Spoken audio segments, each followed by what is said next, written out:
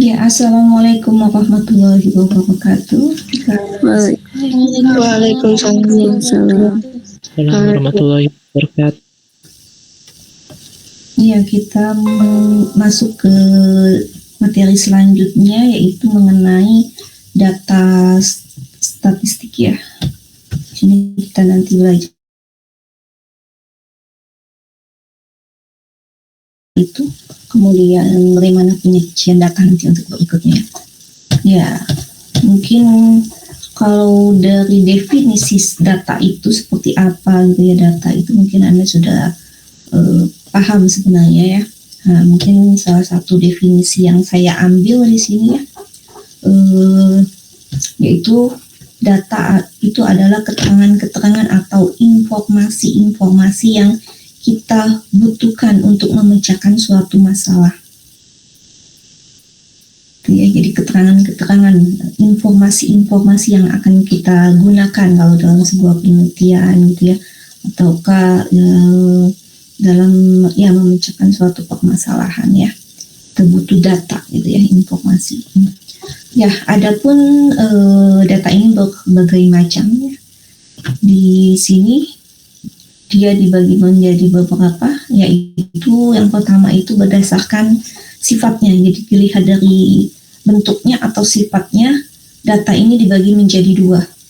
Yaitu yang pertama itu ada data kualitatif atau data kategori. Ya, jadi bisa disebut data kualitatif, bisa juga disebut sebagai data kategori. Nah, itu adalah data yang tidak berbentuk angka atau data yang disajikan berupa kata-kata, berupa verbal.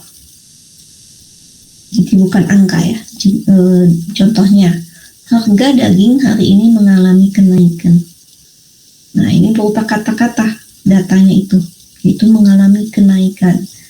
Harga daging kemarin gitu ya mengalami penurunan, atau produksi barang A pada perusahaan F itu banyak yang rusak misalnya gitu ya. Nah, yang kedua yaitu ada yang disebut dengan contohnya, harga daging per kilogram itu 55.000. Nah, ini angka dia ya, datanya angka yaitu 55.000 ya. Tinggi badan sekian 165. Nah, itu berupa angka yang disebut dengan data kuantitatif. Kuantitatif itu ya, karena yang memang berkaitan dengan data ya. Ya, yang kedua sumbernya, berdasarkan sumbernya. Ini dibagi menjadi dua juga, yaitu data internal dan data eksternal. Ya, mungkin dari katakan berarti di luar. Internal itu adalah data yang menggambarkan keadaan di dalam suatu organisasi atau lembaga yang diteliti. Ya, jadi kalau kita melakukan penelitian dari meneliti mengenai sebuah organisasi, nah data yang kita peroleh dari tempat tersebut, dari organisasi tersebut, atau lembaga yang kita teliti tersebut, maka itu kita sebutnya mengambil data internal. Misalnya UIN ingin melakukan penelitian, maka data-data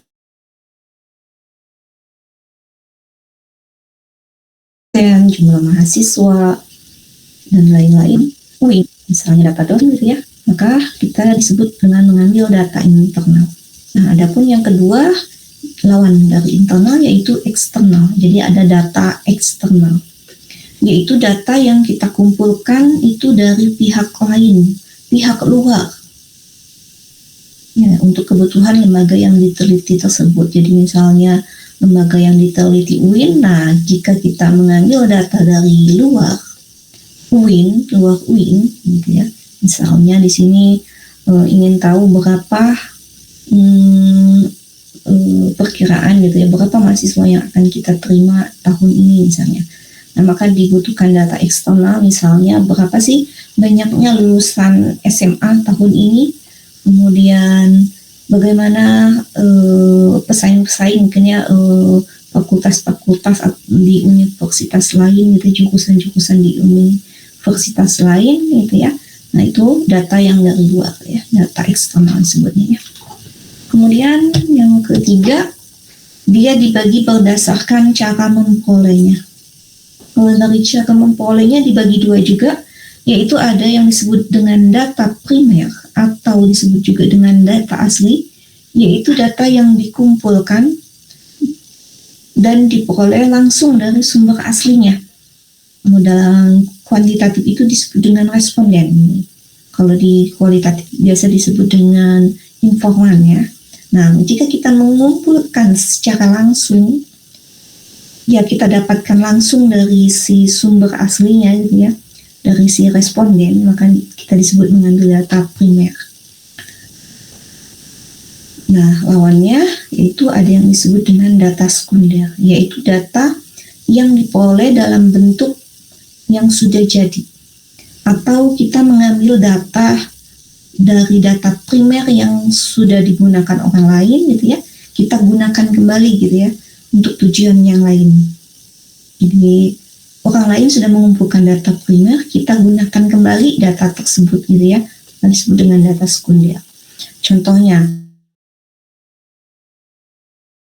langsung ke respondennya, langsung ke masyarakatnya misalnya gitu ya, dia mengambil dari sumber asli, maka BPS ini disebut dengan mengambil data primer. Sedangkan kalau kita menggunakan data yang sudah dikumpulkan dari BPS itu, misalnya data mengenai penduduk atau apa, ekonomi misalnya gitu ya, kita gunakan kembali data BPS, kita ambil, ya kita gunakan data BPS itu, maka kita disebutnya dengan mengambil atau menggunakan data sekunder ya. Kemudian yang keempat, yaitu dibagi berdasarkan waktu pengumpulannya. Dilihat dari waktu pengumpulannya, ini ada dua juga, dibagi dua. Yang pertama disebut dengan data silang atau cross-section, yaitu data yang kita kumpulkan pada suatu waktu tertentu saja. Jadi satu waktu kita kumpulkan data itu gitu ya. Ya, satu waktu kita tentukan. Contohnya, jumlah penduduk Indonesia, kita mengumpulkan data jumlah penduduk Indonesia, BPS ya berarti ya, mungkin yang biasa melakukan sensus ya. Ya biasanya sensus ini 5 tahun sekali ya kalau nggak salah ya, atau 10 sekali ya, 5 tahun mungkin ya, mengambil data penduduk Indonesia gitu ya pada tahun 2010 saja. Nah, 2009, 2008 itu tidak diambil data mengenai penduduk Indonesia ini gitu ya. Jadi satu waktu saja. Gitu juga contoh lainnya, mengambil data harga sembako di bulan Desember 2007. Di situ hanya mengambil data satu waktu saja, yaitu bulan Desember 2007. Bulan November tidak diambil gitu ya, tidak.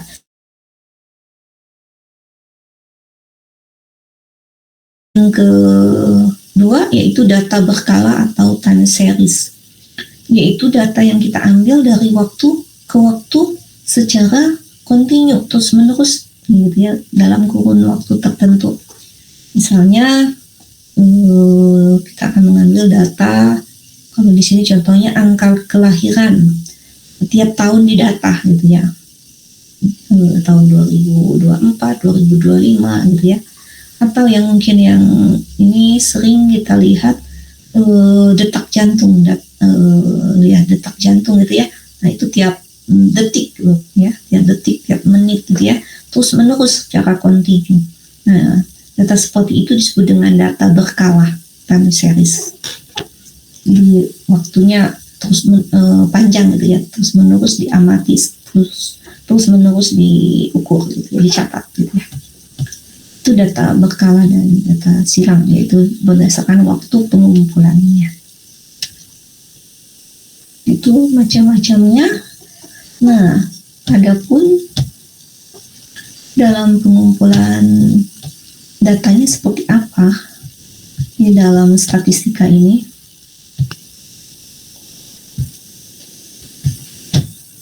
Ya, ada dua cara dalam pengumpulan data ini.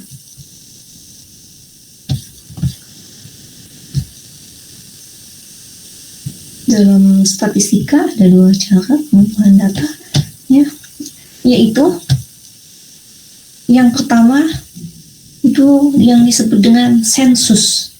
Ya, mungkin tidak asing ya. Sensus ini sudah sering kalian dengar. Sensus penduduk Indonesia, ya. Apa itu sensus? Yaitu mengambil data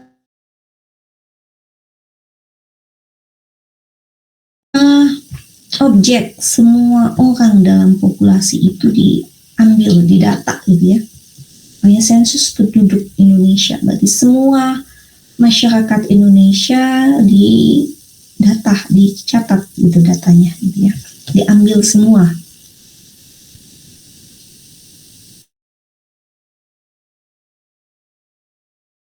Dan populasi atau disimbolkan dengan N kecil.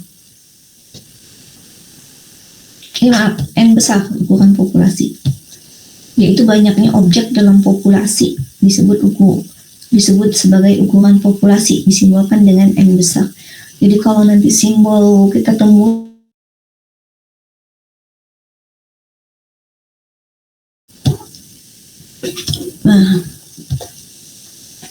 misalnya populasi kelas D 30 orang. Nah, maka N besarnya itu 30 gitu ya.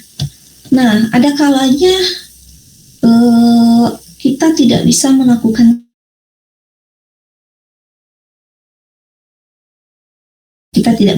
sensus ini. Yang pertama, pertimbangan biaya. Ya, ini yang mungkin cukup penting ya, biaya. Karena jika kita mengambil populasi, artinya semua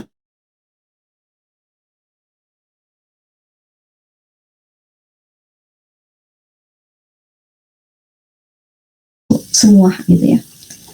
Kemudian terkait waktunya juga, tenaga juga. Tenaga itu sebenarnya berkaitan dengan biaya juga ya. Semakin banyak tenaga, kalau banyak yang kita ambil, tentu harus banyak juga tenaga yang mengambil data itu ya, membantu dalam mengambil data itu. Tentu terkait dengan biaya juga semakin banyak gitu ya. Kemudian tadi apa, waktunya. Kalau kita hanya punya waktu sedikit, tentu tidak bisa mengambil populasi yang besar gitu ya. Maka tidak bisa dilakukan sensus ini. Atau yang cukup penting juga, yang keempat, alasan keempat tidak dilakukan sensus, yaitu jika penelitiannya itu merusak. Penelitian yang merusak atau destruktif ya, menghancurkan itu, yang bisa menghancurkan itu, atau yang merusak, yang bisa habis gitu ya kalau diambil semua gitu ya. Contohnya penelitian atau percobaan kekuatan bom misalnya ya, nggak mungkin kita melakukan sensus ya. Nanti kan kalau sensus itu kita coba semua ya, semua bom itu tidak mungkin, artinya habis semua gitu ya, tidak ada lagi nanti ya, itu ya, merusak gitu ya, jadi jadi hilang gitu ya si populasi itu ya, si objeknya itu ya, itu tidak bisa dilakukan sensus. Atau contoh di kedokteran, kita tidak bisa melakukan sensus darah gitu ya dalam tubuh pasien, tidak bisa kita mengambil semua darah pasien gitu ya, habis gitu ya. Nah, maka ada alternatif lain, ada pilihan kedua, yaitu dengan mengambil sampling atau disebut dengan pengambilan sampel. Jadi kita hanya mengambil sebagian saja dari anggota populasi itu. Jadi kita hanya mengambil sebagian saja. Adapun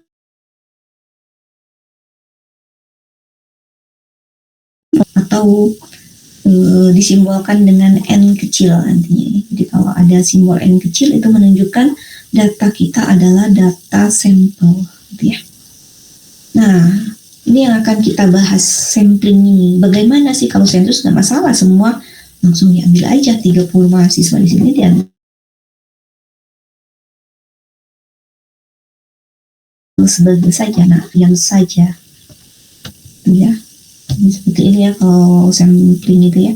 Dari populasi kita akan mengambil sebagian saja, kita akan mengambil sampel agar diperoleh sebuah sampel, maka ini yang disebut dengan sampling ya, pengambilan sampel.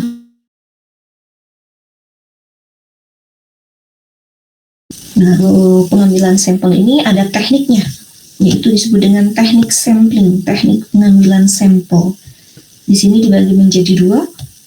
Yang pertama itu disebut dengan probability sampling, atau disebut juga dengan sampling acak. Dan yang kedua disebut dengan non-probability sampling, atau sampling tidak acak.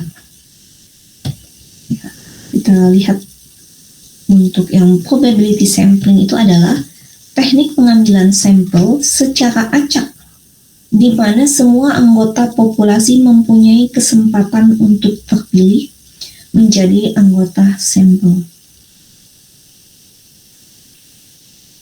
Ya, jadi semua anggota, misalnya di sini 30 mahasiswa kelas D ini. Nah, semua ke-30 orang ini mempunyai kesempatan untuk terpilih menjadi anggota sampel dan dipilihnya secara acak, gitu ya. Ya, karena semua punya peluang, kalau dalam bahasa statistiknya, mempunyai peluang untuk terpilih menjadi anggota sampel. Itu semua, tidak ada pengecualian gitu ya. Nah, adapun lawannya yaitu non-probability sampling ini adalah teknik pengambilan sampel, di mana sampel ini kita pilih sedemikian rupa sehingga tidak mewakili seluruh populasi dengan baik. Jadi dari 30 mahasiswa kelas D ini ada yang tidak punya kesempatan gitu ya untuk terpilih menjadi anggota sampelnya. Jadi dipilihnya dengan kriteria gitu ya, atau ya nanti kita bahas ya, sedemikian rupa sehingga tidak terwakili si populasi itu dengan baik. Jadi ada anggota populasi tidak mungkin dia terpilih gitu ya. Jadi gitu ya. Nah, adapun keuntungan menggunakan probability sampling acak ini, yaitu dengan mengambil sampel ya, kalau kita menggunakan sampling acak, diperoleh sampel, nanti hasil analisis sampel ini itu bisa kita generalisasi untuk populasinya. Artinya kita bisa melakukan statistika induktif ya, sudah dibahas di awal ya. Ini kita bisa melakukan statistika induktif kalau menggunakan probability sampling. Kalau menggunakan non-probability sampling, berarti kita hanya bisa melakukan analisis statistika deskriptif saja. Ya, jadi kalau mau generalisasi berarti kita harus menggunakan, wajib gitu ya, menggunakan probability sampling. Nah, bagaimana agar kita mendapatkan bilangan acak, angka acak ini gitu ya? Bagaimana sih pengambilan acak itu? Ya, ada beberapa cara. Kalau yang sederhana yang biasa kita lihat ya, para emak gitu ya, para emak-emak nih biasa mengundi unit-unit sampling dalam populasi. Biasa emak-emak suka arisan gitu ya. Nah, itu mengundi, jadi diundi, dikocok gitu ya. Biasanya kita tuliskan nama ataupun nomor urutnya gitu ya. Kemudian disimpan di gelas atau baskom kalau yang besar ya, kotak gitu ya. Kalau yang besar kita acak, kita ambil nomor gitu ya nanti ya, atau nama satu gitu ya, sesuai yang kita butuhkan. Nah, itu acak gitu ya. Semua punya kesempatan untuk keluar namanya gitu ya. Nah, tetapi ya tentu kalau populasinya besar sampai 1.000 ya repot kita menulis di kertas satu persatu gitu ya nama objek kita itu, populasi kita itu ya. Adapun cara lain bisa menggunakan kalkulator. Kalau kalkulator yang saintifik itu ada rem, kemudian tanda pagar ini itu juga menunjukkan angka acak nanti, keluar angka yang tiba-tiba berapa gitu ya. Atau yang ketiga bisa menggunakan komputer. Ya, salah satunya Excel atau yang lainnya juga bisa ya. Excel yaitu caranya sama dengan range between, kita acak misalnya 1 sampai 30, atau kalau masih jumlah populasi kita 500, 1 sampai 500 kita acak nomor ini sampai berapa angka yang kita butuhkan, sampai sampel berapa yang kita inginkan, berapa banyak sampelnya, n kecilnya kita butuh berapa gitu ya. Itu pengacakannya ya. Kemudian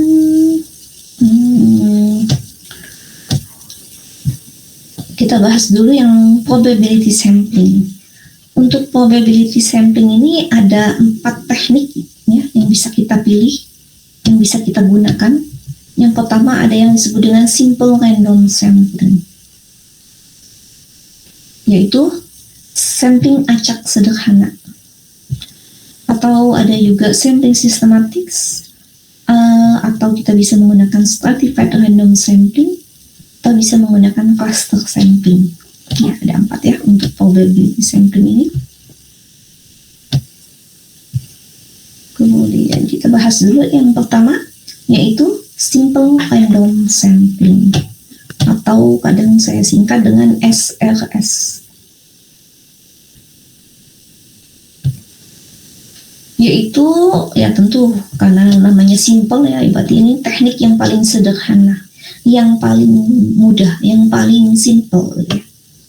Yaitu teknik sampling di mana setiap anggota populasi ini mempunyai kesempatan yang sama untuk terpilih menjadi anggota sampel dan dilakukan secara acak pengambilannya gitu ya. Jadi semua anggota populasi ini punya kesempatan, punya peluang yang sama untuk terpilih. Karena dia tadi paling simpel gitu ya.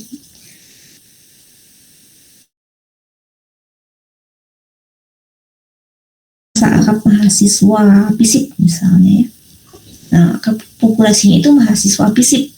Misalnya N besarnya itu adalah 500 ukuran populasi mahasiswa FISIP misalnya ya.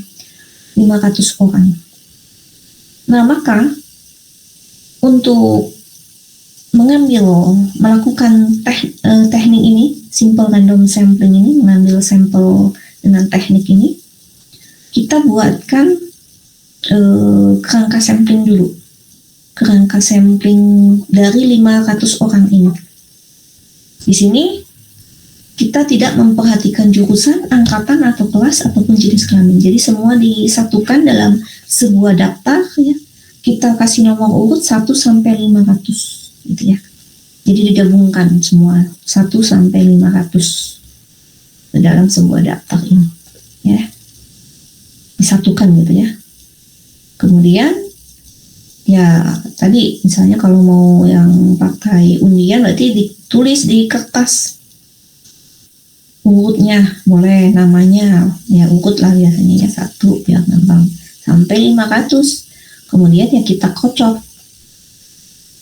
sebanyak ukuran sampelnya yaitu 217 ya.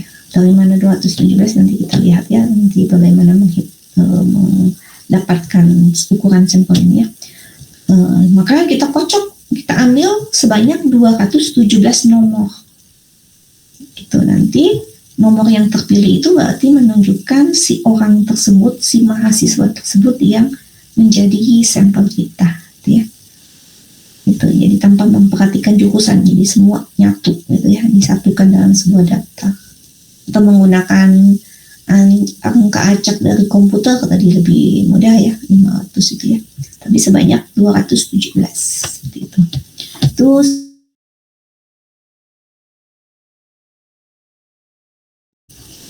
yaitu stratified random sampling,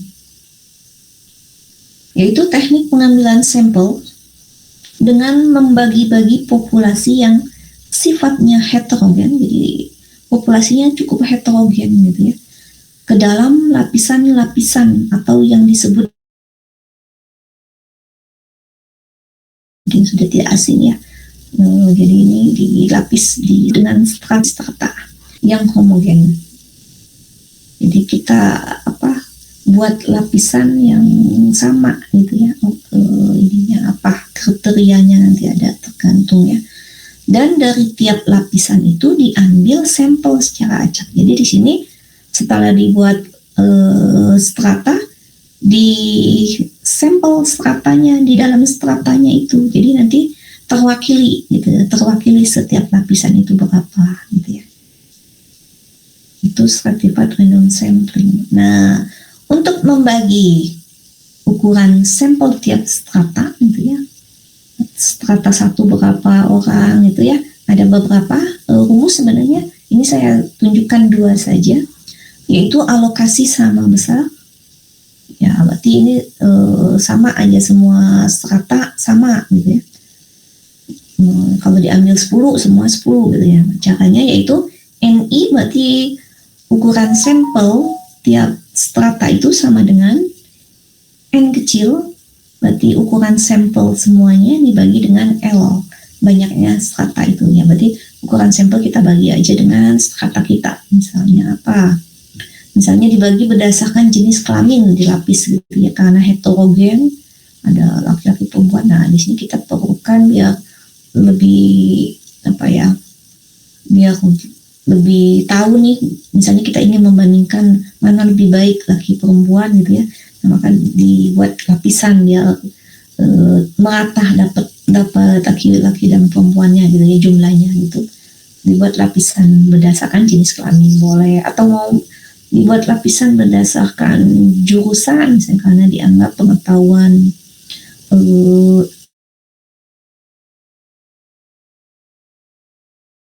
agama, yang jurusan agama dengan yang dari umum misalnya gitu ya. Itu, nah kalau ini alokasi sama besar ya tinggal dibagi aja. Kalau tadi kelamin, jenis kelamin ada, dibagi 2 berarti L-nya. Atau bisa juga dengan alokasi proporsional. Nah, ini lebih melihat mana yang jumlah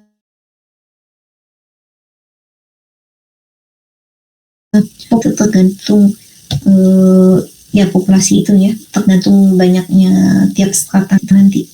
Jadi kalau yang banyak tentu ukuran sampelnya harus banyak gitu ya. Kalau yang dikit ukuran sampelnya lebih sedikit. Itu proporsional ya. Yaitu NI sama dengan N besar I. Jadi ukuran populasi stratanya dibagi dengan ukuran populasi semuanya dikali dengan N kecil ukuran sampelnya. Ukuran sampel yang kita butuhkan semua gitu ya. Ya ini contohnya. Misalnya kita ingin mengetahui tingkat pemahaman agama siswa. Nah, di sini kita butuh sampel berukuran 367. Nah, di sini ditentukan bahwa kita hanya mengambil pelajar laki-laki saja di sini. Tingkat SLTA. Nah, karena dirasa sangat heterogen tingkat pemahaman agama siswa ini gitu ya, maka di sini dibagi stratanya lapisan berdasarkan jenis sekolahnya gitu ya. Ada yang SMA, ada yang SMK, ada yang MA gitu ya. Maka kita harus tahu dulu jumlah pelajar SMA semuanya berapa, 2.730 misalnya. Pelajar SMK 3.830 dan MA itu 1.440. Kalau kita jumlahkan populasi pelajar pelajar SLTA itu 8.000 ya. Karena ada 3 strata, kemudian kita akan mengambil N kecilnya, sampelnya 367. Nah, berapa ukuran sampel masing-masing strata? Di sini menggunakan yang tadi alokasi proporsional ya, ini ya, rumusnya ini. Maka rumusnya itu NI untuk yang lapis 1 dulu, strata 1 SMA 2730 dibagi dengan 8000 dikali dengan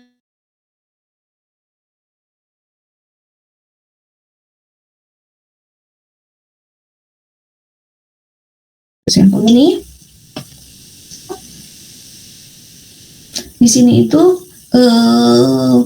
tidak berlaku pembulatan ya, karena ini di sini tuh hanya perkiraan hasil penghitungan ini, bukan nilai ya, bukan nilai hasil analisis gitu lah ya. Jadi di sini tidak berlaku pembulatan itu, jadi hanya perkiraan aja di sini, ancak-ancak aja bahwa sekitar 125,24. Walaupun ya mungkin mau dibulat sesuai dengan pembulatan boleh, tapi tidak selalu gitu ya di sini tuh ya. Yang jelas itu jumlah yang kita butuhkan ini 367. Jadi tidak boleh kurang dari 367. Kalau lebih boleh, karena semakin banyak sampel yang diambil semakin bagus gitu ya. Gitu. Jadi di sini kita ambil mau dibulatkan ya bolehlah 125. Untuk yang SMK ya 3830 dibagi 8000 dikali 367 hasilnya 175,7. Ya ini mau dibulatkan ke atas boleh 176, atau ada yang mau ke bawah boleh. Kemudian strata ketiga itu kita peroleh 66,06, kita bulatkan ke bawah misalnya 66. Nah tetapi kita jumlahkan di sini harus 367. Kalau tadi kita ambil ke bawah hasilnya 366 maka nggak boleh ya, jadi harus lebih gitu ya. Atau bisa saja di mana adanya, oh ini ternyata kalau kurang masih 366 dijumlahin ya berarti kita harus ambil ke atas 67 gitu ya. Itu jadi disesuaikan. Kalau khusus untuk ukuran sampel ini tidak berlaku pembulatan ya, karena di sini hanya perkiraan gitu ya. Itu. Nah selanjutnya ya udah seperti tadi ya. Tadi kan kita sudah punya data yang pelajar SMA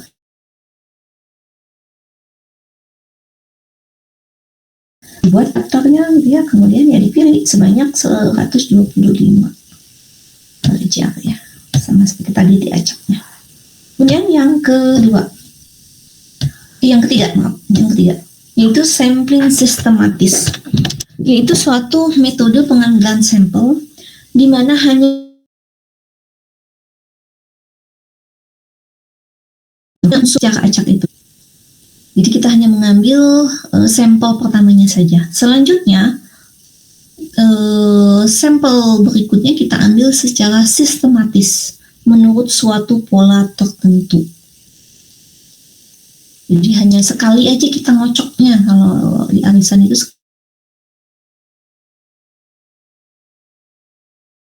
bagaimana si pola itu kita lihat. Langkah-langkahnya, di sini ada langkah-langkahnya untuk sistematis ini. Yang pertama ya tentu kita harus tahu jumlah populasinya, harus tahu ukuran sampel yang kita butuhkan berapa gitu ya, yang kita hitung berapa dapatnya itu ya. Kemudian sama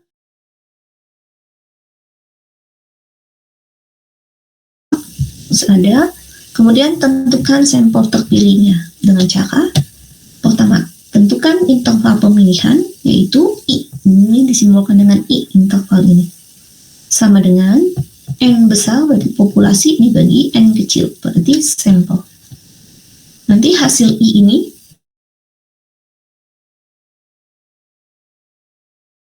di sini, tentukan random start atau RS, yaitu unsur pertama dalam sampel yang kita pilih secara acak dari angka 1 sampai dengan I. Nah,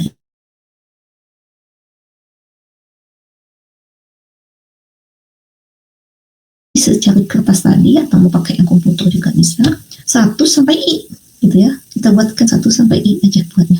Kalau yang apa tadi, simple random sampling, kita ngacaknya 1 sampai n besar gitu ya. Nah kalau ini 1 sampai i saja, jadi lebih sedikit. Hasil angka yang keluar di ini ya, pemilihan ini disebut dengan RS ya, untuk sampel pertama kita. Kemudian selanjutnya unit sampling lainnya dipilih dengan cara menambahkan i tadi ke nomor yang terpilih di langkah yang ini. Gitu ya, kita lihat contohnya.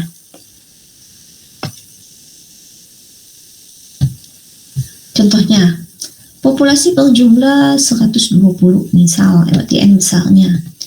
Dan misalkan banyaknya sampel yang akan diambil adalah 20. Jadi, kita cari nilai i-nya yaitu 120 dibagi 20, yaitu 6. I-nya 6.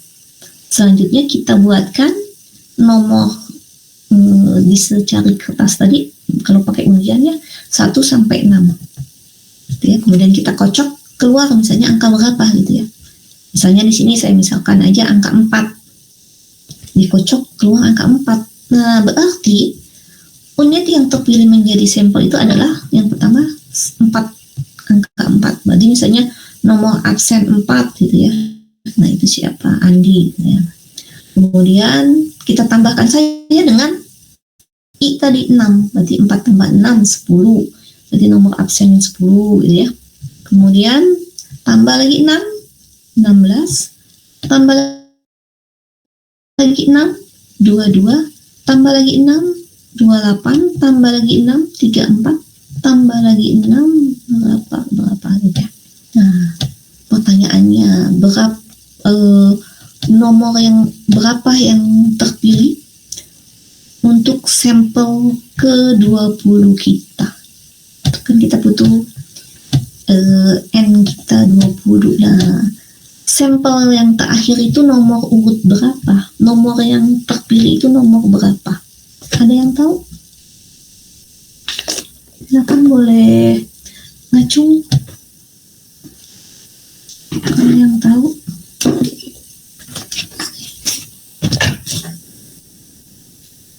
Boleh yang tahu? Sampel ke-20 kita itu nomor urutnya yang berapa?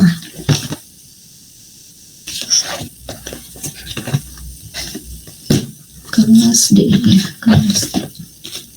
Silakan kalau ada yang tahu.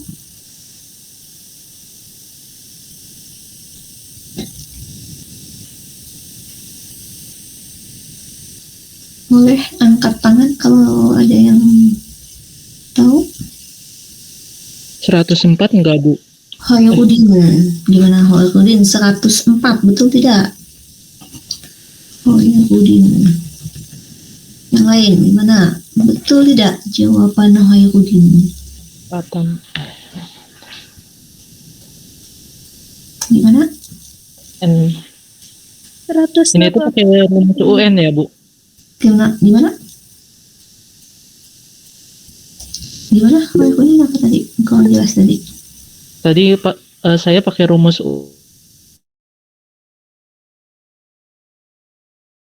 A tambah A dalam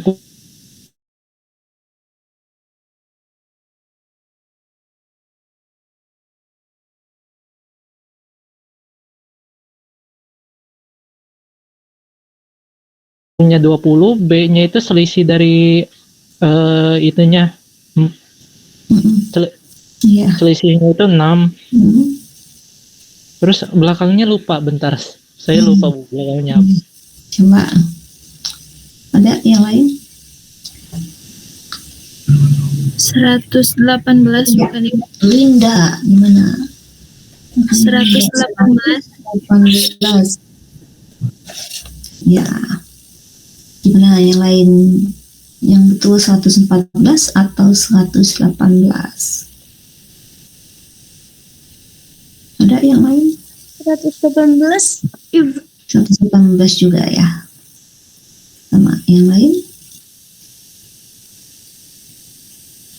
Ya, yang betul ya 118 ya. Boleh pakai yang rumus tadi, rumus apa? Menghitung deret ya. Deret apa itu?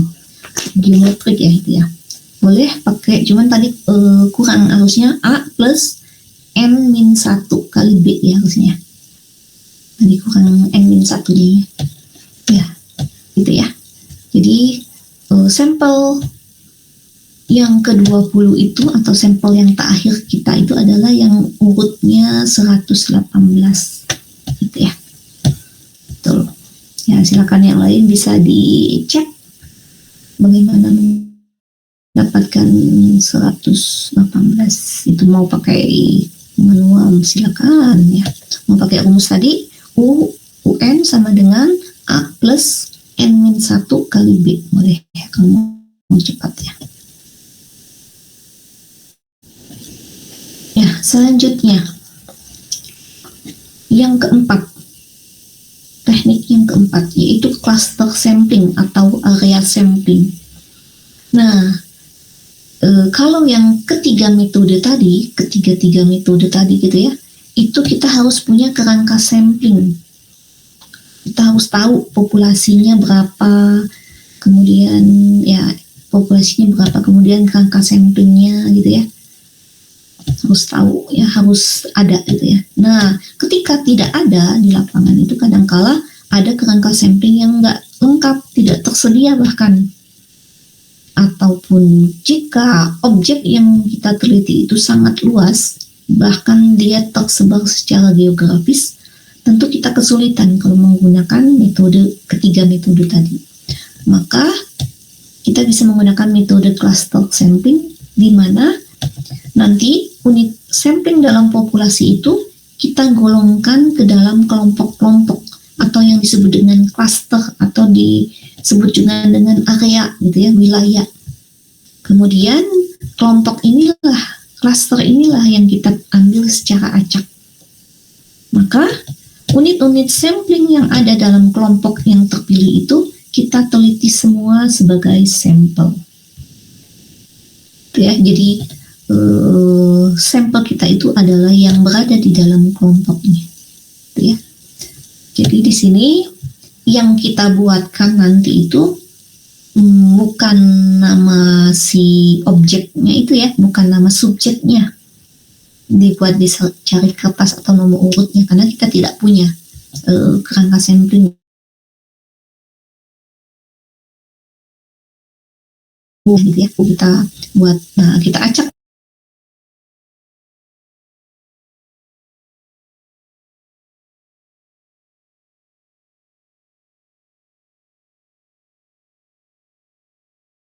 unit yang ada di sana atau orang-orang yang ada di kelompok terpilih itu kita teliti semua sebagai sampel.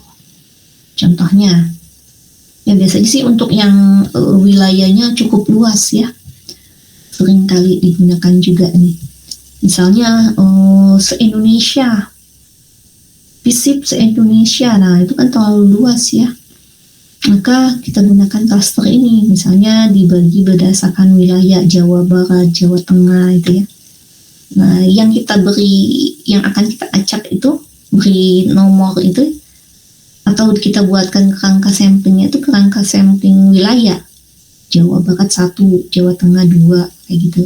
Kita acak yang itu, ya. Si kelompok cluster itu, wilayah itu ya. Contohnya nih ya. Seorang peneliti ingin mengetahui pengetahuan, sikap, dan perilaku pembantu rumah tangga di desa Cipadung. Ya, populasinya ya itu ya, maka seluruh pekerja domestik di desa Cipadung. Karena jumlahnya banyak dan kita tidak punya data ya, jarang sekali ya terdata ya pembantu rumah tangga itu ya. Maka karena ya desa ini terdiri dari beberapa RW atau RT, maka kita bisa menggunakan kerangka samplingnya itu adalah RW atau RT boleh, mau yang lebih bawah lagi boleh ya. Jadi di bawah desa ada RW ya, ada RT boleh. Nah, maka kita buatkan kerangka samplingnya itu kerangka sampling RW kalau di sini, atau mau RT boleh. RW 1 nomor 1, RW 2 nomor 2 gitu ya. Kita acak, kita kocok, nah keluar angka berapa, RW berapa gitu ya. Misalnya keluar RW 4, maka gitu ya, semua pembantu rumah tangga yang ada di RW 4 itu, yang terpilih, itu menjadi anggota sampel untuk kita teliti, menjadi objek penelitiannya. Kan kita cukup datang ke satu RW itu saja, RW 4 saja. Jadi nggak harus keliling. Ada 10 RW, nggak harus keliling semua RW didatangin gitu ya. Nggak. Cukup satu saja. Itu kalau masih RT RW mungkin masih terjangkau ya, tapi kalau se-Indonesia misalnya kan, nah itu lumayan. Kalau menggunakan ketiga metode lain itu repot ya, kita butuh biaya yang cukup besar ya untuk itu ya, biaya biaya kendaraan kayak gitu ya. Nah maka dengan metode sampling ini kita cukup datang di mana wilayah yang terpilih yang mana, misalnya Jawa Barat saja. Nah, kita cukup ke Jawa Barat saja, tidak harus keliling se-Indonesia gitu ya. Itu menggunakan cluster sampling. Kemudian selanjutnya teknik non-probability sampling.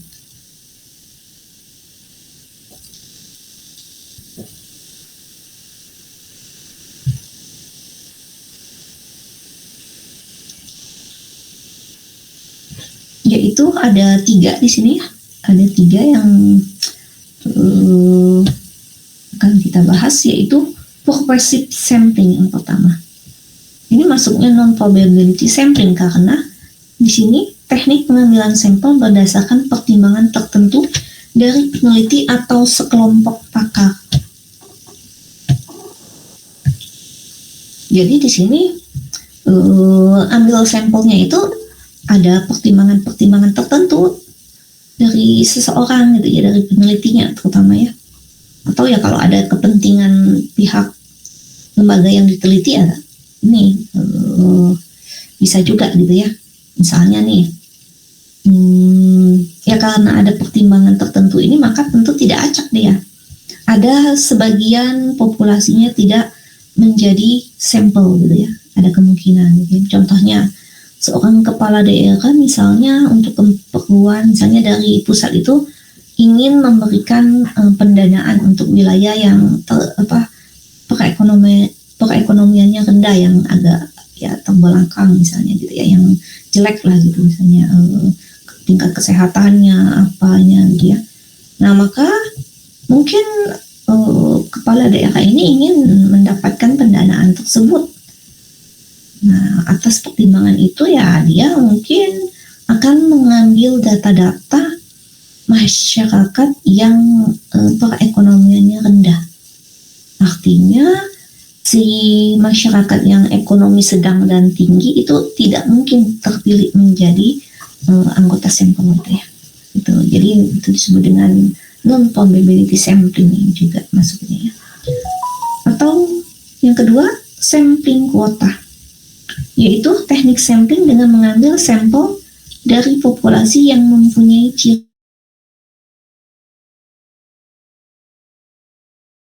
terkait dengan biayanya, butuhnya berapa, ini dan dananya hanya untuk 500 orang misalnya butuh. Nah misalnya biasanya sih ini untuk penelitian pasar ya, penelitian pemasaran gitu lah, misalnya produk sampo, ingin tahu bagaimana pendapat konsumen misalnya sampo A gitu ya, maka dia punya kuota, misalnya dia punya pendanaan untuk pengambilan sampelnya gak usah banyak deh, 100 aja, 100 misalnya. Nah ditentukan misalnya petugasnya 2 orang misalnya, maka biasanya untuk ini petugas itu diminta misalnya di mall-mall ya, biasanya itu ya, yang tempat supermarket, tempat orang belanja produk tersebut gitu ya. Maka masing-masing orang petugas ini misalnya di mall A yang satunya di mall B, masing-masing harus mendapatkan 50 orang misalnya ya. Nah ditentukan juga harinya, misalnya hanya hari Minggu tanggal sekian, 1 hari misalnya gitu ya. Maka orang yang tidak datang di hari Minggu itu, tanggal segitu, itu tidak punya kesempatan, tidak punya peluang untuk terpilih, gitu ya. Maka itu juga non probability sampling. Ya, ini ya. Gimana? Ibu izin, ini kan Jimitnya sisa 2 menit. Oh gitu ya. Itu sudah dikirim lagi linknya terbaru. Oke. Kita ini ganti ya. Iya Bu.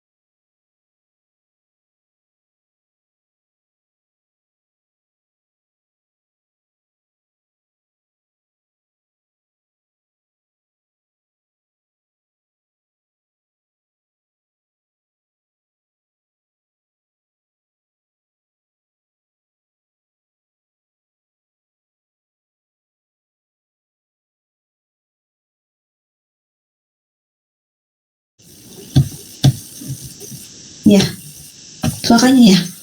Lupa saya. Ya, ini tadi ya. Sampling kotak tadi ya. Jadi orang-orang yang tidak datang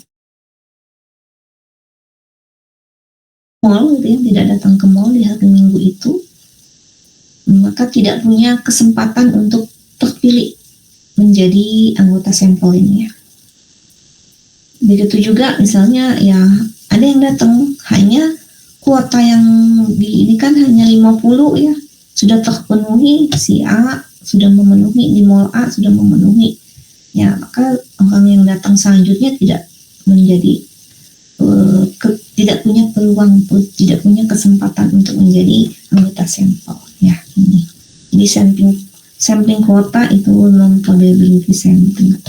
Kemudian snowball sampling ya, mungkin dari istilahnya sudah tidak asing ya, yaitu bola salju ya. Nah, kenapa disebut dengan bola salju? Karena mirip seperti bola salju yang tadinya kecil hanya segenggaman, kemudian dikelilingkan semakin membesar. Nah, seperti itu. Ini juga sama. Pengambilan sampel ini sama seperti itu. Prinsip bola salju itu ya. Yaitu teknik pengambilan sampel yang mula-mula jumlahnya kecil, sedikit, kemudian membesar.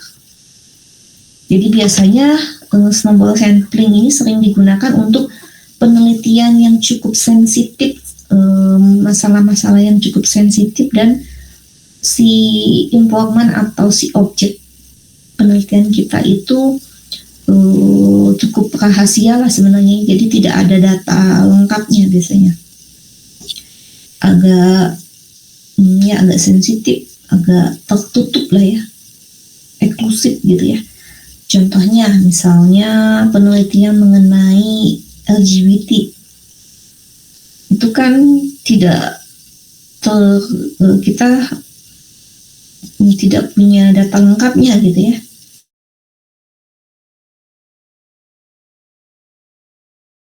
Si yang anggota mungkin ya, anggota itu mungkin ada, tapi kita sebagai peneliti tidak punya, jadi tidak ada untuk mencari di siapa pimpinannya gitu juga. Tidak mungkin dibuka gitu ya, tidak mungkin diberikan gitu ya data lengkapnya.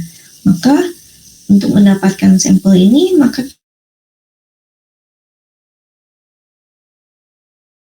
kita bisa orang ya gitu, misalnya di mana, di daerah-daerah mana, biasanya di klub malam misalnya gitu ya, kita cari di sana yang ini kita rasa ini gitu ya, pelaku LGBT ini gitu ya.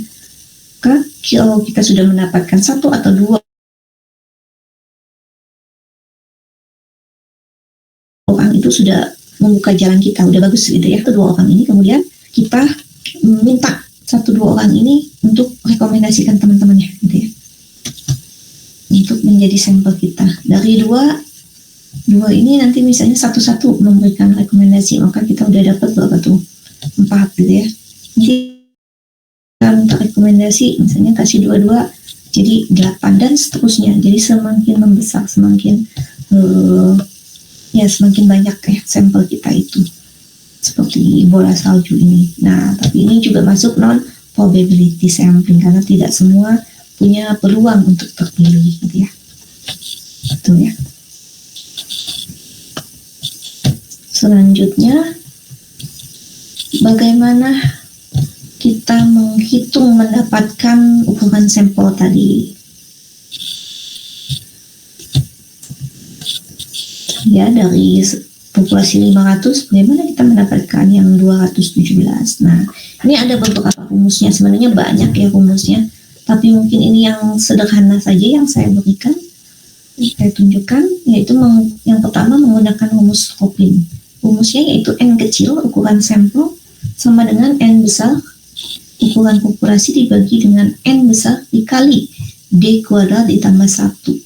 D kuadrat ini adalah bond of error yang kita tolerir, yaitu tingkat kesalahannya, kekeliruan kita dalam menaksir gitu ya, ukuran sampel ini berapa, bisa 5%, bisa 10%, bisa 1% gitu ya.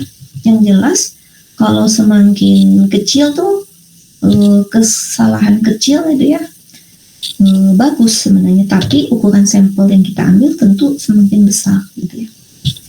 Ya biasanya suka pada ngambilnya tengah-tengah lah, 5% aja lah gitu ya. Nah, atau mau 10% biasanya bisa juga gitu ya, bebas ya sebenarnya. Hanya itu bond of error, itu tingkat kesalahan yang bisa kita tolerir ya. Jadi kalau punya dana besar ya ambil yang 1% gitu ya. Kalau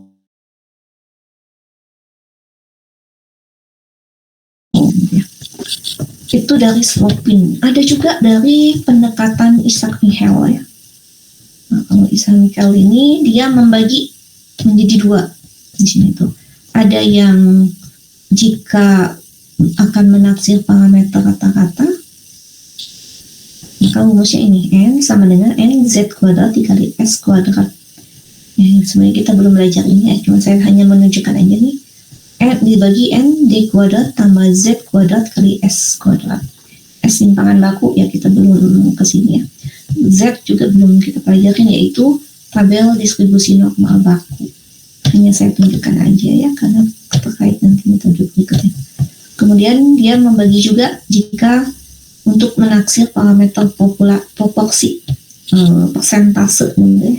Rumusnya ini n kecil n z kuadrat p, ini peluang atau proporsinya dikali 1 min p, dibagi n dikali d kuadrat ditambah z kuadrat dikali p dikali 1 min p. Itu ya. Nah, atau yang ketiga itu ya, dengan menggunakan tabel ukuran sampel dari Kirchhoff-Morgan. Nah, Kirchhoff-Morgan ini dia menggunakan rumus Isaac Michel tadi untuk yang menaksir proporsi. Jadi dia menggunakan rumus ini. Nah, dia sudah menghitungkan untuk kita, di mana dia mengambil bond of error-nya itu 5%. Dia sudah menghitungkan untuk kita. Jadi ada tabelnya, ya sudah ada tabel dari Kirchhoff-Morgan. Mungkin kalau ingin dijelas itu ada di INUS ya, boleh dilihat di INUS. Kalau di sini kurang jelas, di PPT ini mungkin kecil-kecil ya, bisa Anda lihat di INUS-nya, ada di pertemuan ketiga itu ya, ada tabel ukuran sampel ya judulnya. Nah itu bisa kita gunakan. Di sini itu ada kolom populasi di sana itu, kemudian ada kolom sampel gitu ya.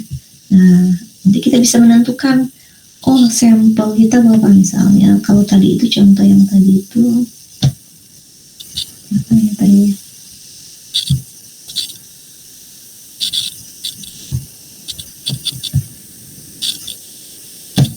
Nih misalnya tadi ya, misalnya ukuran populasi kita 500, maka ukuran sampel yang akan kita ambil, ini di sini menggunakan Kirchhoff-Morgan ya.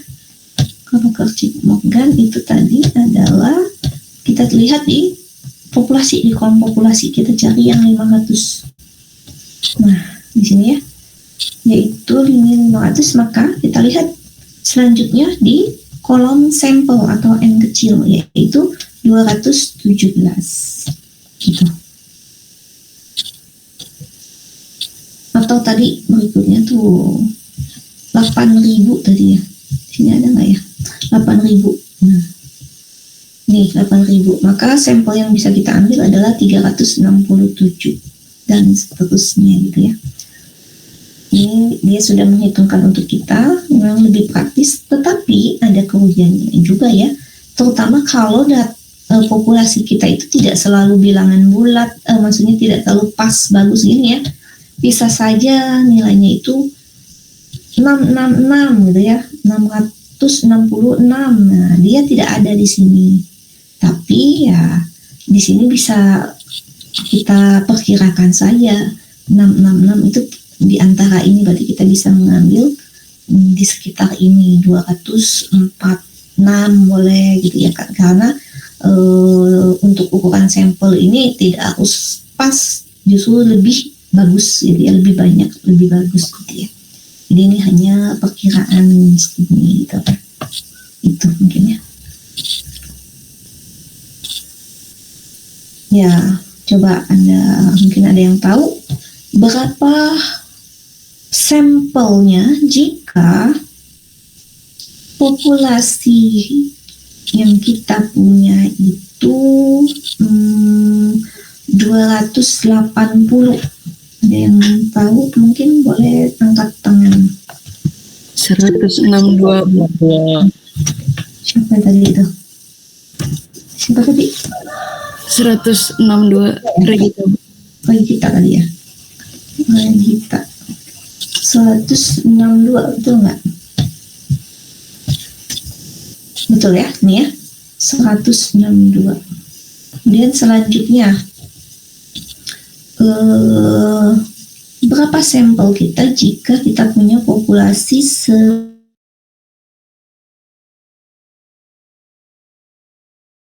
331. Coba sama kayak kita lagi tadi. Rahayu, Bu. Oh, Rahayu. Ya, betul ya. 331 ini ya. Ini populasinya 2400. Sampelnya adalah 331 ya. Betul. Kemudian satu lagi deh. Berapa sampelnya jika kita punya populasi 950? 274. 274. Siapa tadi ya? Siapa yang pertamanya tadi? Siapa tadi yang pertama? Gak ada. Coba ulang. Udah kecatat tadi. Berapa sampel kita jika kita punya populasi 3000? 341.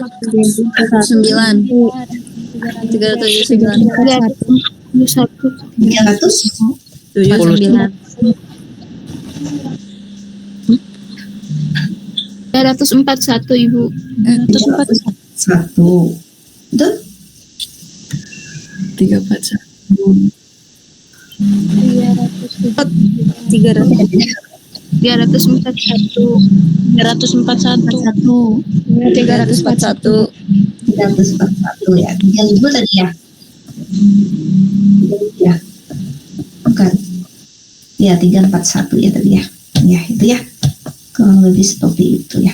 Itu saja mungkin materi kita. Silakan jika ada yang ditanyakan. Saya mau absen dulu. Saya siapkan dulu.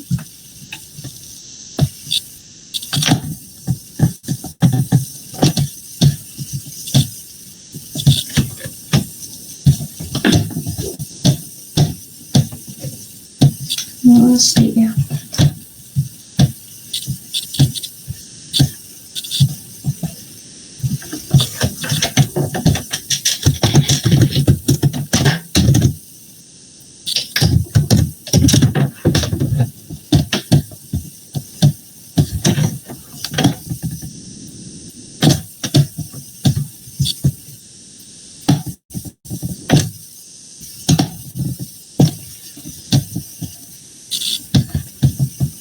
Ahmad Zia.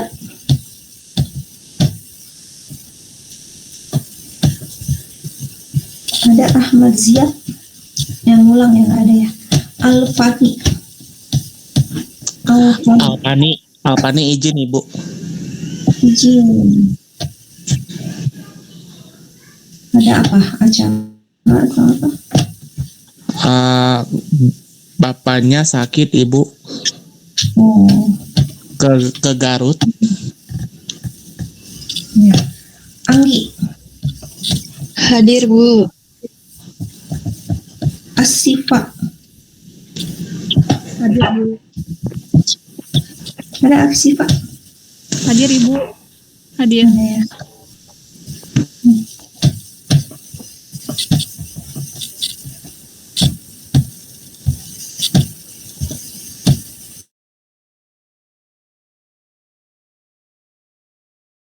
Sah.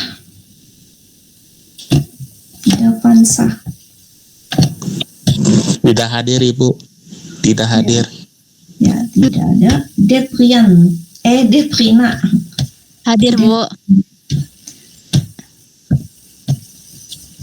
Delima. Hadir, Ibu. Diandra. Hadir Ibu. Diva. Hadir Bu. Dimas. Hadir Bu. Angelita. Hadir. Fahriz. Nggak ada ya. Faiz. Hadir Bu. Faiz ada.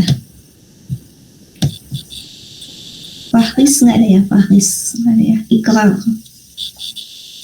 Valentina. Ilma. Hadir Ibu. Indra. Hadir Ibu. Indriani.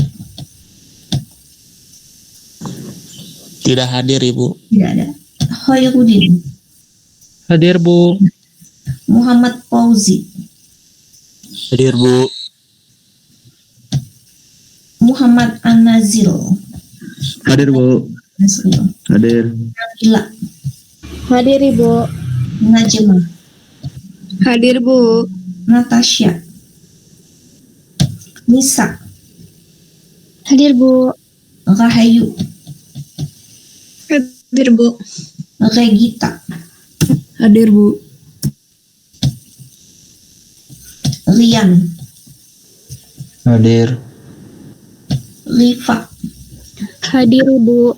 Rifki.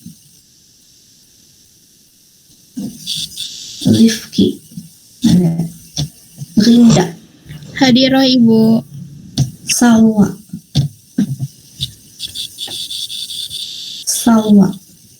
Ada ya?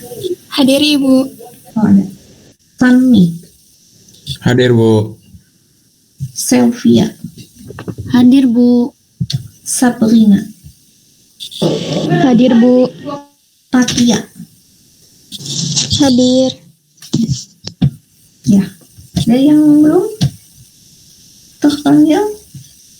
Sudah ya? Sudah semua? Ya, tidak ada yang ditanyakan? Sudah ya? Cukup jelas ya? Ya, untuk tugasnya nanti aja minggu depan sekalian materi berikutnya ya. Untuk hari ini sekian mungkin ya. Itu saja ya. Oh ya, Natasha ya. Natasha.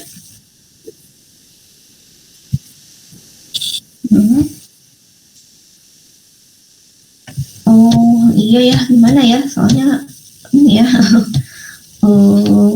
pada online soalnya ya, ya.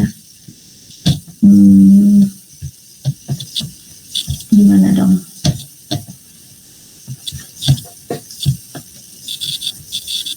Karena paling bisanya nanti gitu ya. Tapi kalau nanti juga sudah tanggung juga ya, udah tengah jalan ya kayaknya pertemuan kita itu ya. Jadi saya bebaskan saja ke Anda. Kalau memang dirasa ada yang butuh gitu ya. Ya, cuman tapi nanti ya setelah masuk mungkin ya. Setelah offline mungkin ya. Habis lebaran mungkin ya.